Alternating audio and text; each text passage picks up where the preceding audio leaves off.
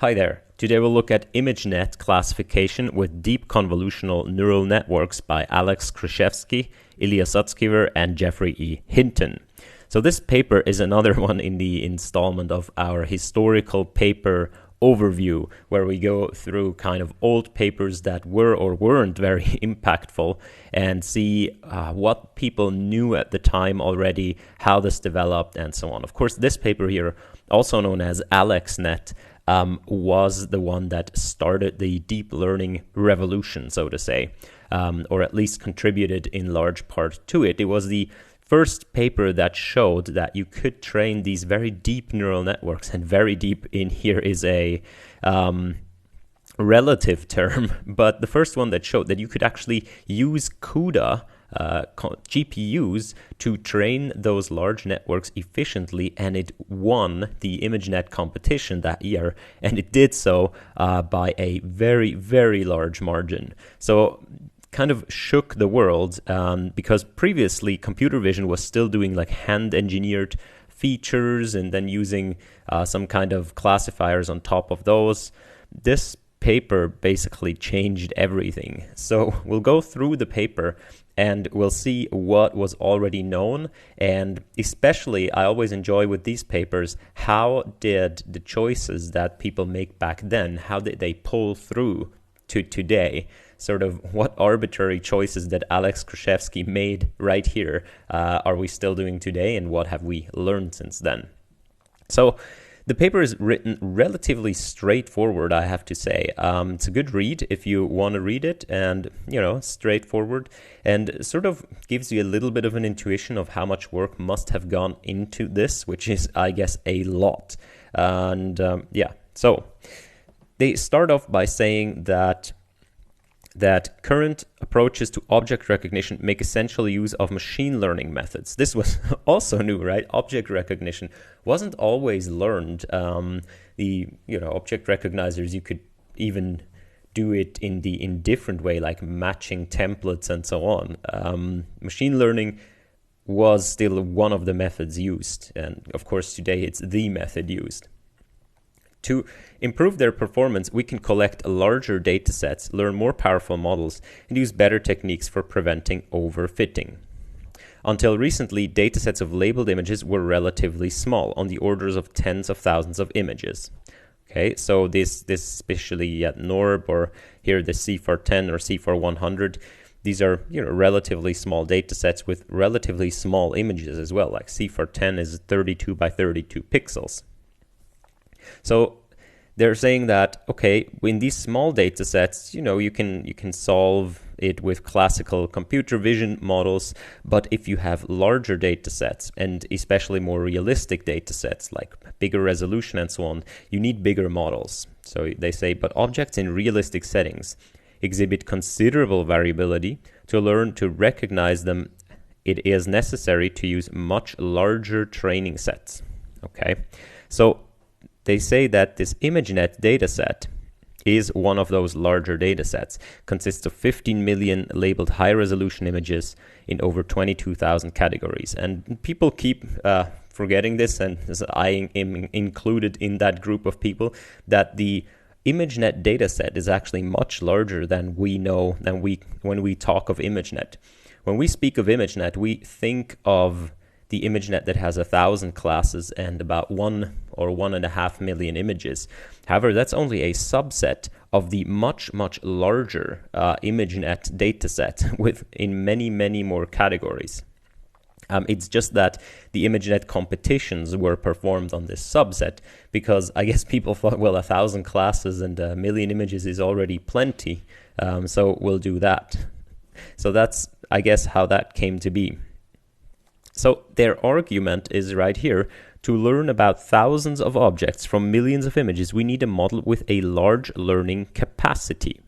However, the immense complexity of object recognition tasks means that this problem cannot be specified even by a dataset as large as ImageNet. So our model should also have lots of prior knowledge to compensate for all the data we don't have. So their main argument for using neural networks is that the size of the data set is so large. Therefore, we need a large model. Granted, they already recognize the inherent connection between large models and a lot of complex data. But in the opposite, they say, well, even if we have that much data, the task we are trying to solve, object recognition, is way more complicated than the amount of data we have. So our model should also have lots of prior knowledge to compensate for all the data we don't have. Remember, at this time, convolutional neural networks weren't really known to do anything. I guess they were used for handwritten digit recognition and so on, and were kind of on par with other methods. However, it wasn't like obviously clear that you would use them for image recognition.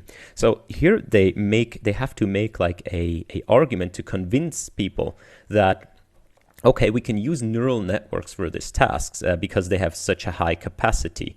However, neural networks, feed-forward neural networks, are already too powerful. They don't know anything about the data. Everything's connected to everything. And they argue right here, our model should have lots of prior knowledge to compensate for all the data we don't have. So they allude to the convolutional neural networks constitute one such class of models. Their capacity can be controlled by varying the depth and breadth, and they also make strong and mostly correct assumptions about the nature of images, namely stationarity of statistics and locality of pixel dependencies.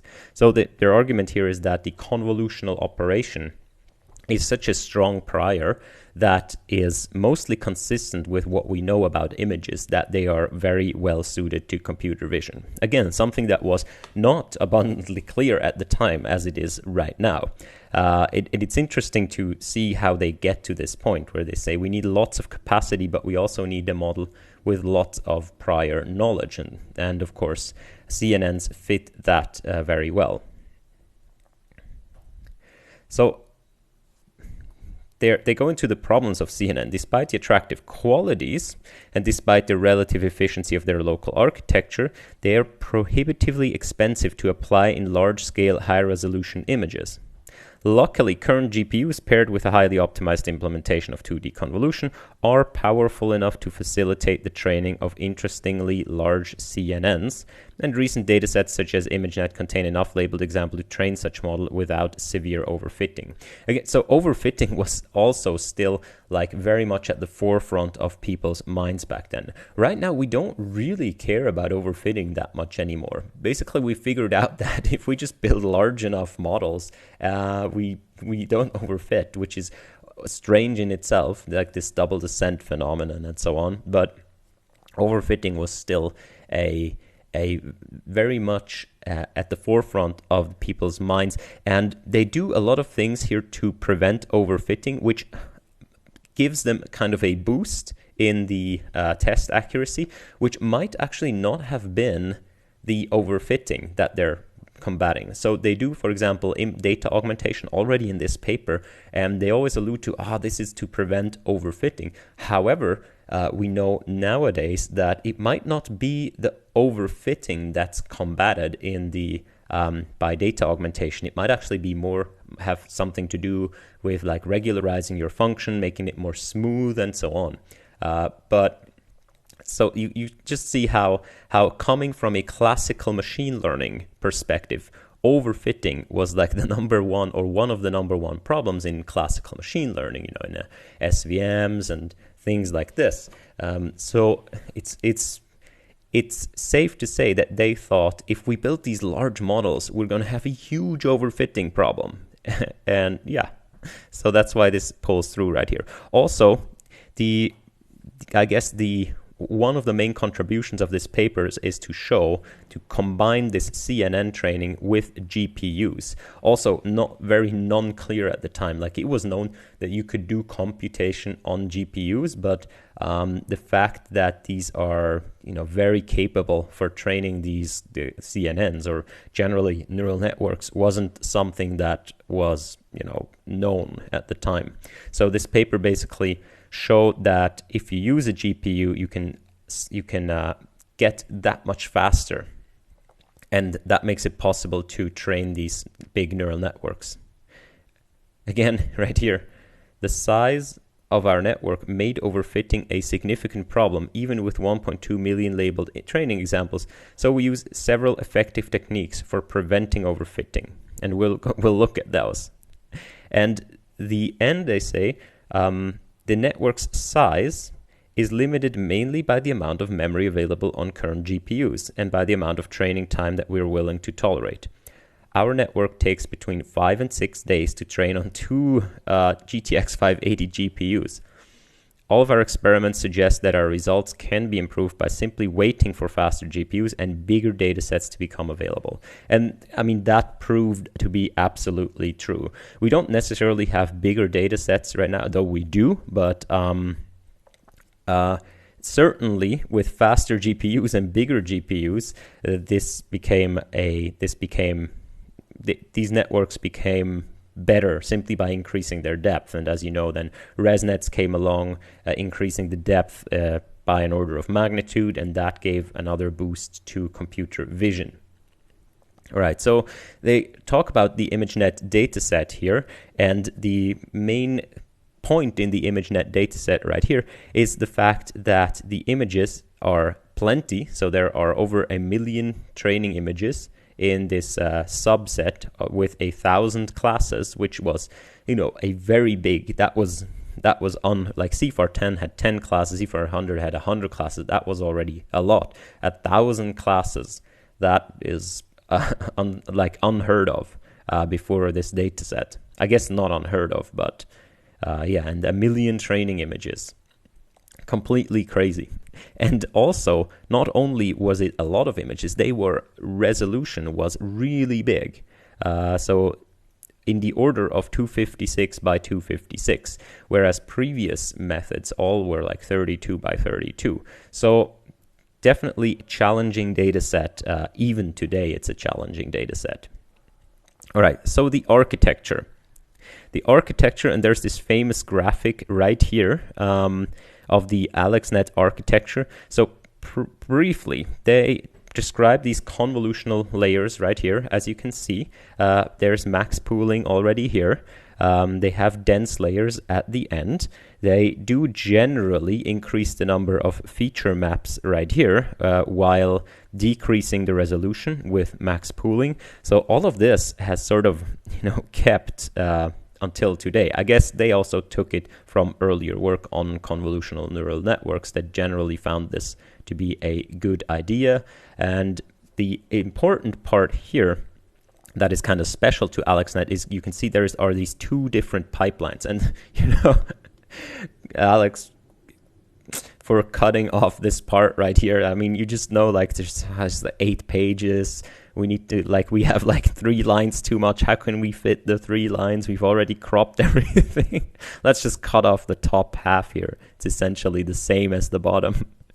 So space constraints in PDFs for conference submissions, ruining yet another paper. All right, but you can see there's this 2 column architecture right here. So this network was so large that it didn't fit on 1 GPU, so they had to split it onto 2 GPUs with the occasional intercommunication, right? You can see here there's intercommunication between the 2 GPUs. And there is also no intercommunication right here on this layer. This was very intricate. That was one thing that really didn't hold until today, I guess until now with things like, G-Shard or so, where you have different weights on different GPUs again. I guess the invention of bigger GPUs made that sort of superfluous, but just imagine the amount of code they had to write. There was no TensorFlow at this point. I don't think there was even Caffe around. There was just CUDA. And just this cross GPU memory writing. I just imagine this to be so ugly, and big respect for writing all of this code. All right, so they go through a number of important things, and most of the things here aren't their invention, let's say, but they cleverly combine things that were already known about neural networks and things that were maybe developed somewhere that they have found to work really well. So the first one is the ReLU nonlinearity. Now, of course, ReLUs nowadays are abundant. Everyone uses ReLU's nonlinearities, but at that time, it was still very much in fashion to use something like the sigmoid right here, or the hyperbolic tangent. And why is that? Because the neural networks were still kind of inspired by the neurons, where you had the soma of the neuron and then the input dendrites with the input axons, and then you would sum up all the incoming signals, and then that would go over. So in a true neuron, you have this this kind of curve where if the input rises above this border right here, the action potential, maybe, I don't know what the English term is, then if it rises above that, then the neuron would start to spike, right? And if it's below that, it wouldn't. So people wanted to approximate this using some sort of a kind of differentiable, but something that's very similar to this step function. And that ultimately led to something like a sigmoid or a hyperbolic tangent. So people trying to stay close to biological neurons did this, but that gives you the problem that in this region and in this region right here, you have almost no gradient to learn from.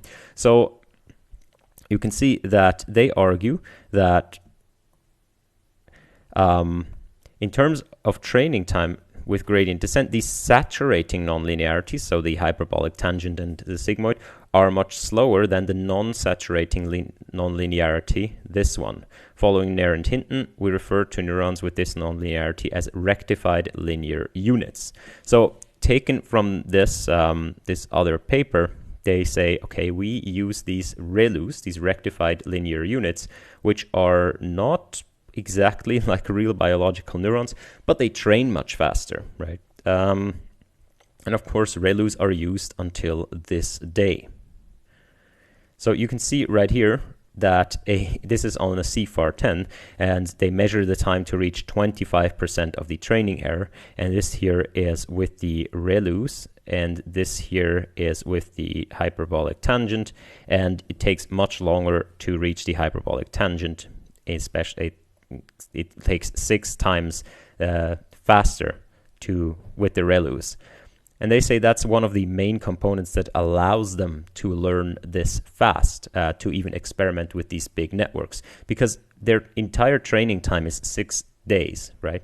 But they probably didn't train it only once. They experimented with it and saw what works. So if you have a couple of months of time and it takes you a week to train one of these things, you can't afford a 6 times slowdown. Because that would mean you can only train like 2 models in the entire course of research. And that would severely hinder your progress. Now, we are at the point where that becomes true again with these giant transformer language models, where people can train it once. And then, if like GPT-3, they say, oh, we discovered a bug halfway through and we've kind of fixed it, but we're not sure. We couldn't restart because it was too expensive. Maybe we're waiting for a moment. I'm still saying we're waiting for the ResNet moment in the transformers. But yeah, ReLUs, here, not introduced here, but used here, and have been prevailing until today. Training on multiple GPUs, something, as I said, that didn't really get forward from here, especially the kind of GPU training. So if we train on multiple GPUs today, what we mean is that we have our model, right?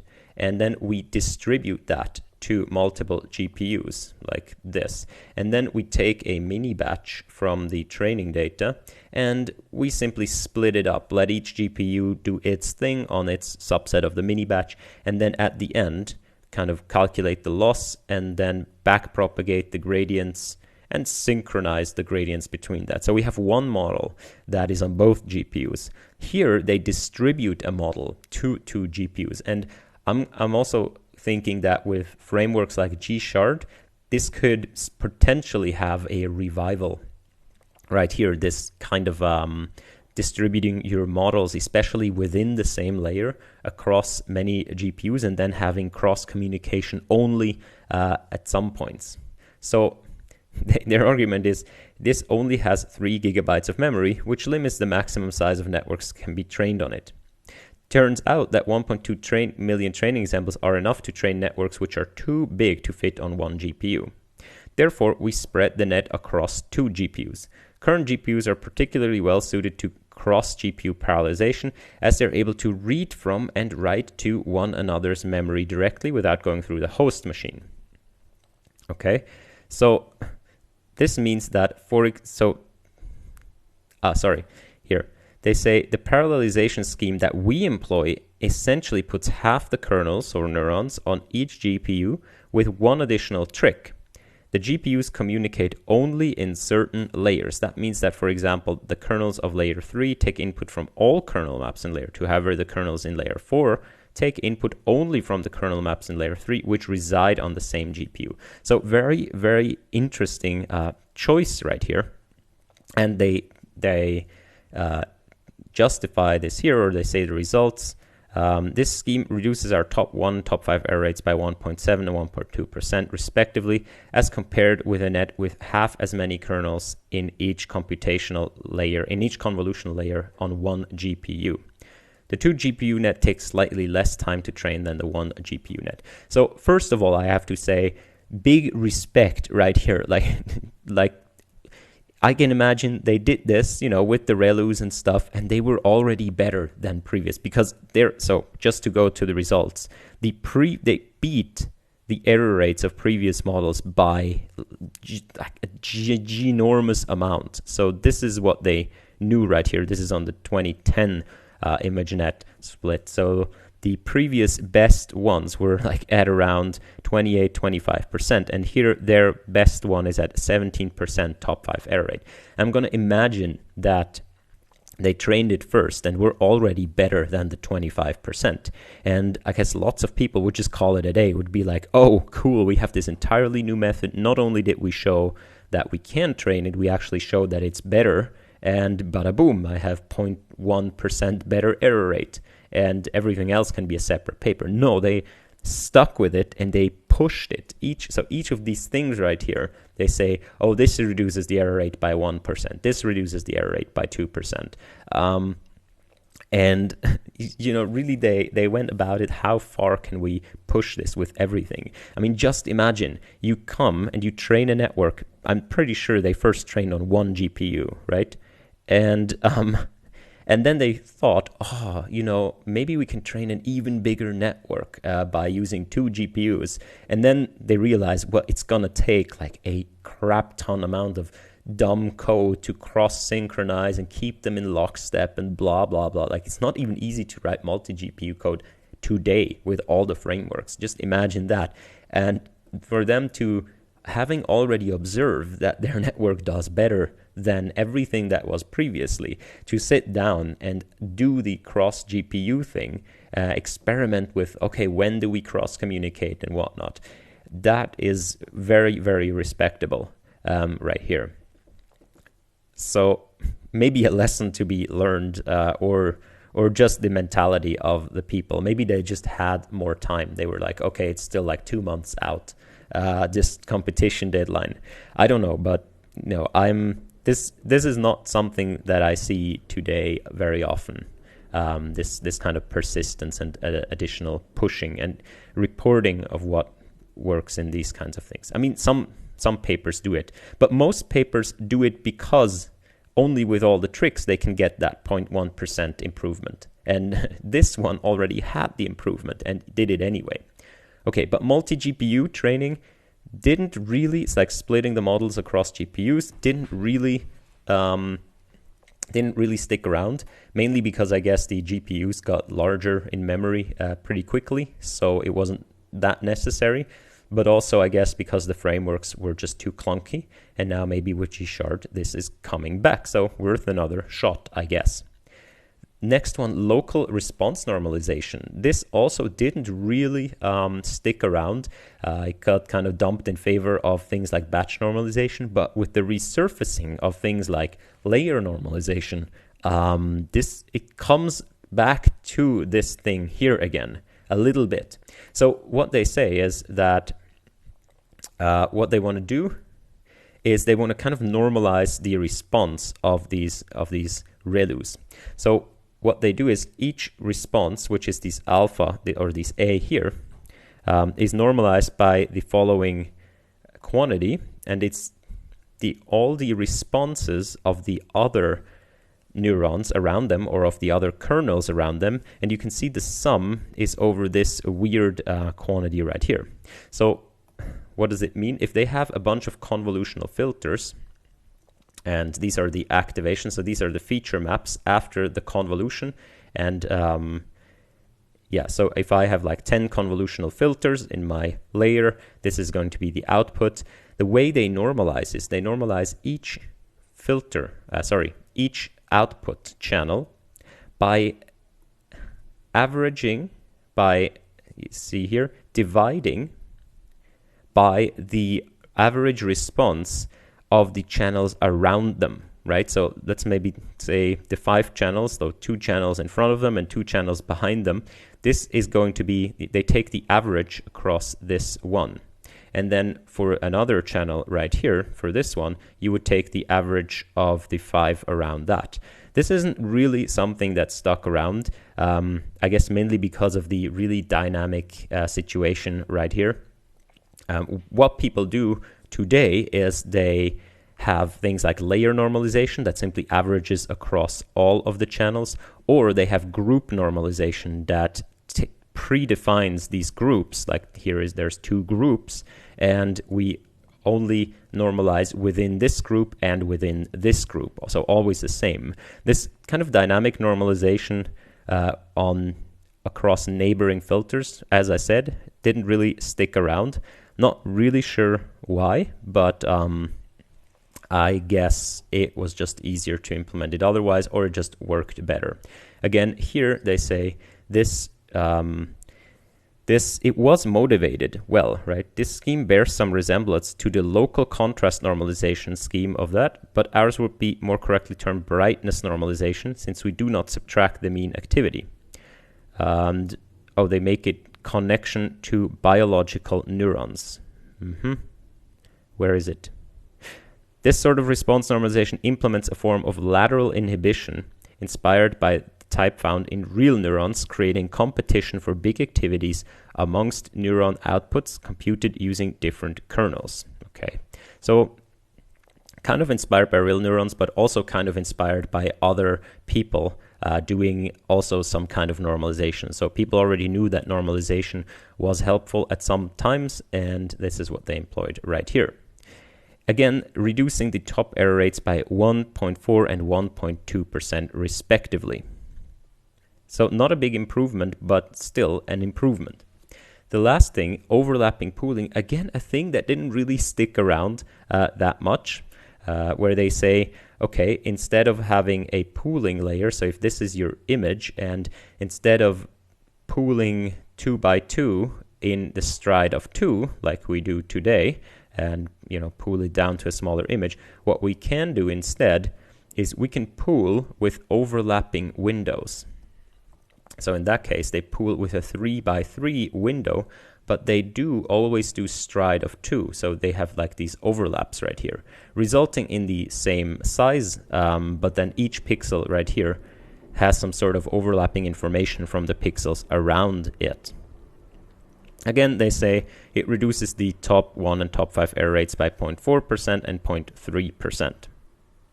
Maybe this didn't stick around because I'm not sure. Maybe because people found it doesn't work in other problems. Who knows? So the overall architecture, as we said, is described in this picture right here. So you have the input image, which you can see has 3 channels, and they use convolutional filters with a stride of 4 at the beginning to reduce the size. So at the beginning it's 224 by 224, and then it's 48 by, it's 55 by 55, that thing here, 55 by 55, 48 feature maps. You can already see, as we said before, the feature maps keep increasing, while the number of the dimension, the resolution of the image keeps decreasing. The stride of 4 convolution here already employed in order to downsample the image at the same time as convolving it. Nowadays, a lot of architectures will simply not do max pooling at all, but always use the kind of strided convolution to downsample image while convolving it. What you also see here is that they thought that the feature map size should also be large at the beginning and then decrease, which is a reasonable assumption, right? Because if you have higher resolution images, you're probably going to need higher resolution feature maps. This didn't really come through until today. As you know, most architectures today, they just go with like 3 by 3 kernels from the very start and don't really care about, also downsizing their filters. I don't really know why, whether it's just more convenient or less parameters, or whether there's really something to having small filters. But I just know, this is something, the large filters at the beginning is something that didn't hold over time. Also, you can see right here, they have multiple dense layers at the end. I believe most architectures today simply go with 2 of those instead of 3, so 1 like hidden layer and then 1 classification layer. But it's it's very close to the architectures today, right? There hasn't changed that much. Like the difference between this and the VGG16, VGG19 network is just depth. And then the difference between those and the ResNet is just the skip connections right here. And that's where we are today. So there hasn't changed that much, honestly. They also allude to the fact that actually, even though it doesn't look like it, most parameters are here in these dense layers. Those are most parameters of the network. This right here, a convolutional layer, is like 1% of the parameters, even though it takes up a lot of space in the drawing. So maybe the reduction in the number of classification layers at the end also has something to do with the fact that that's where most parameters are. So if you get rid of one of those dense layers, you can get many more convolutional layers.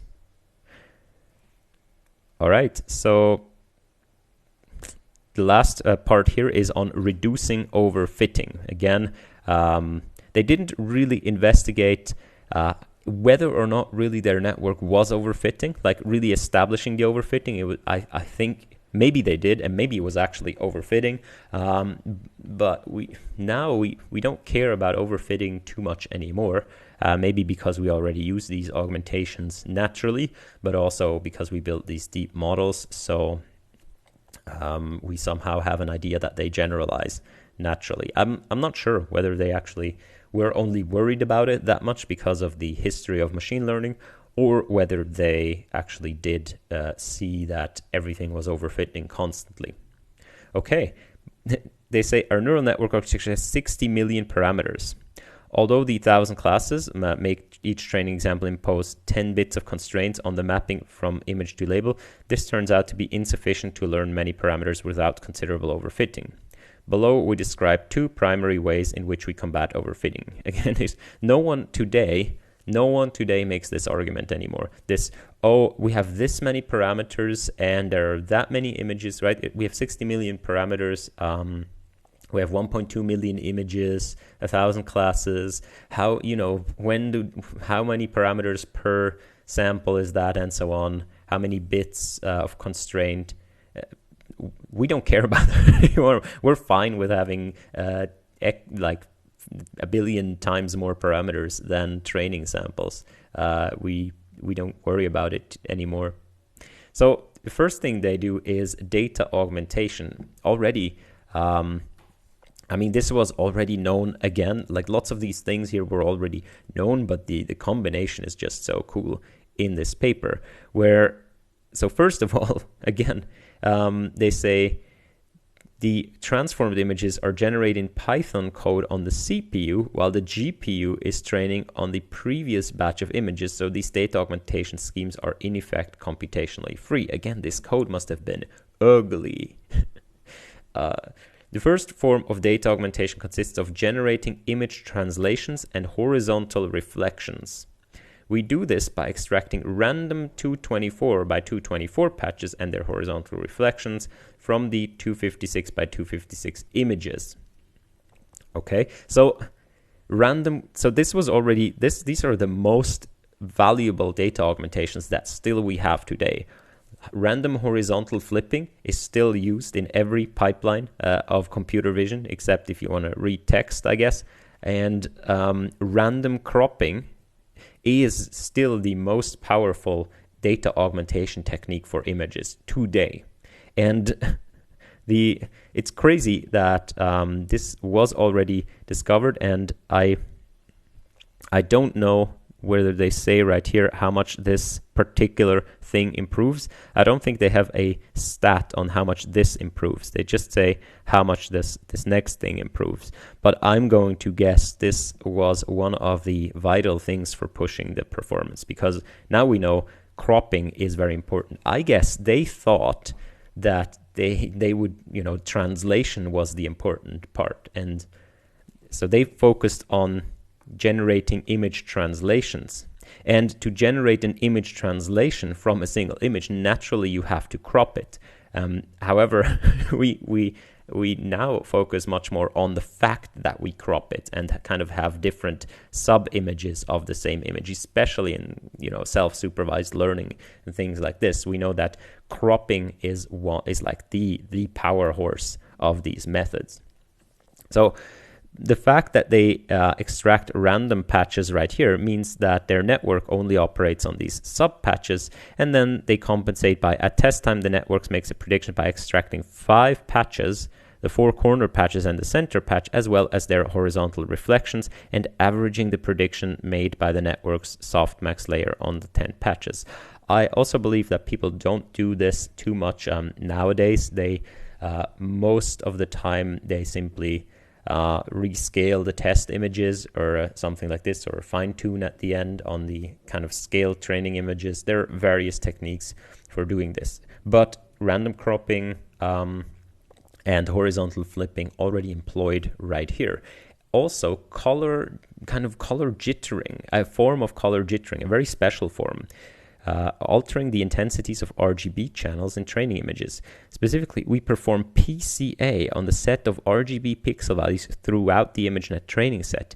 To each training image, we add multiples of the found principal components with magnitudes proportional to the corresponding eigenvalues times a random variable drawn from a Gaussian with zero mean and standard deviation 0.1. This is, I believe, this has gone out of fashion. So people do color jitter and kind of brightness jitter and so on. But I don't think they particularly do this kind of PCA-based image augmentation right here anymore. They say this scheme reduces the top 1 error rate by over 1%.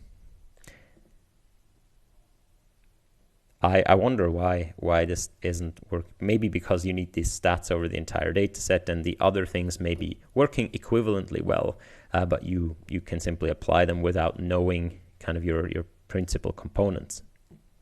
Okay, next thing, dropout. Dropout has been, one of the things that was very important throughout the early stages of deep learning isn't that important anymore now.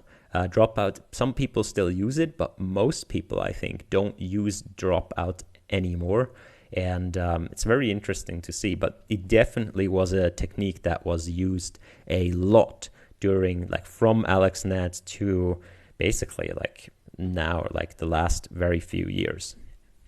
So they say, combining the predictions of many different models is a very successful way to reduce test errors, but it appears to be too expensive for big neural networks that already take several days to train.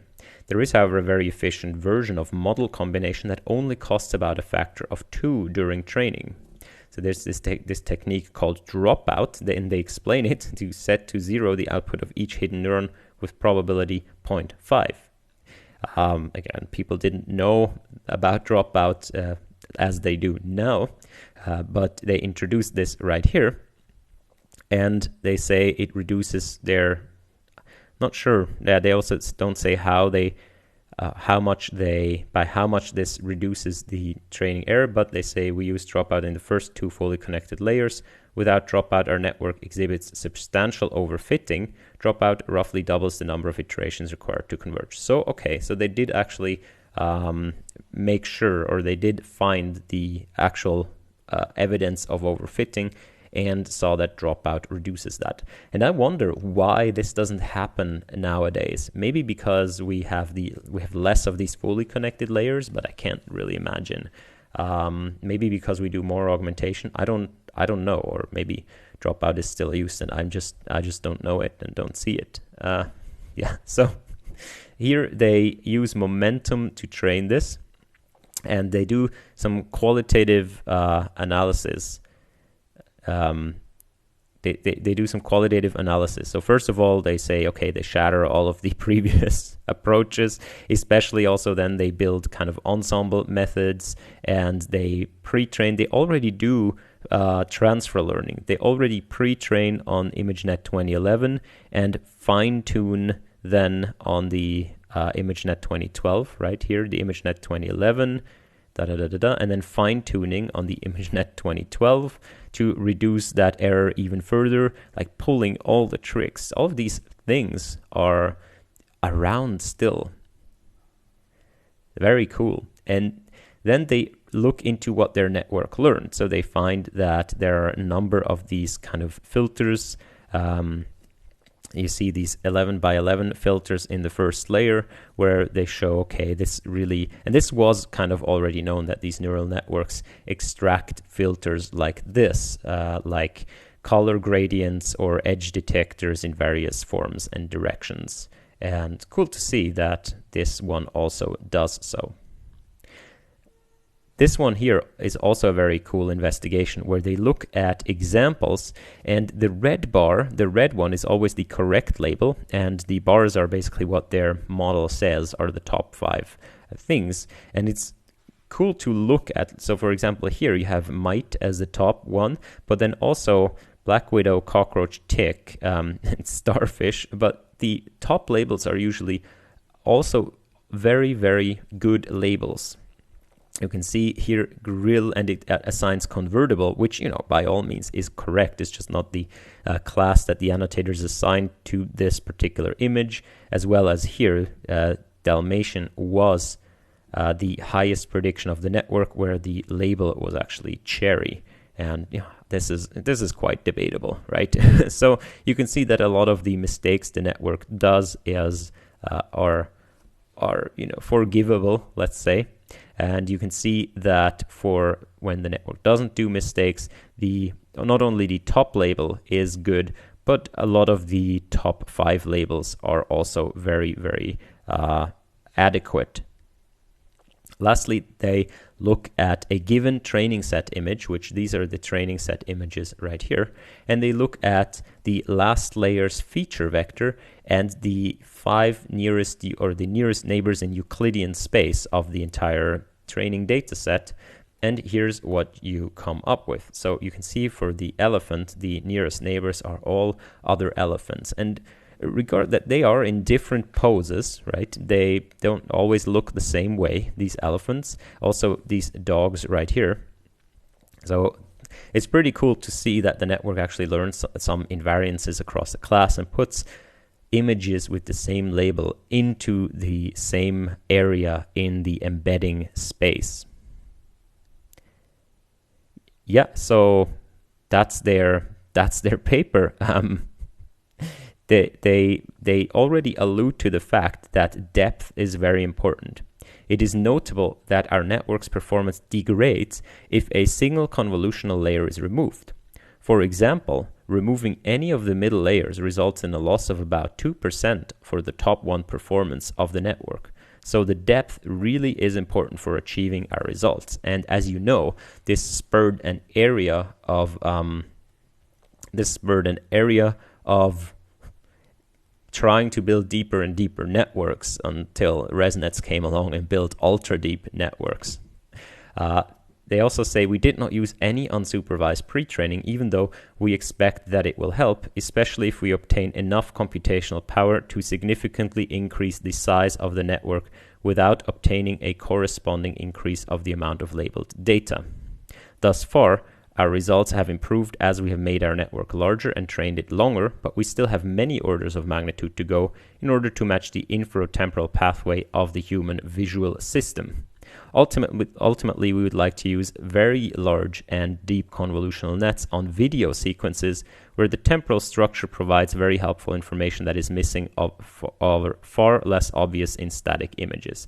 So already the previewing of future research here with the self-supervised, with the many more layers and so on, astounding that this kind of foresight, and of course all of this proved to be very, very adequate predictions right here. And yeah, so this was the paper right here, the paper that kicked off deep learning. I enjoy reading kind of these old papers, especially looking back at what was already known, what still is around, which turns out to be a lot. A lot is still around. And the choices that people made back then, some of them defined our modern field. So that was it for AlexNet. Let me know what you think in the comments, and I'll see you next time. Bye.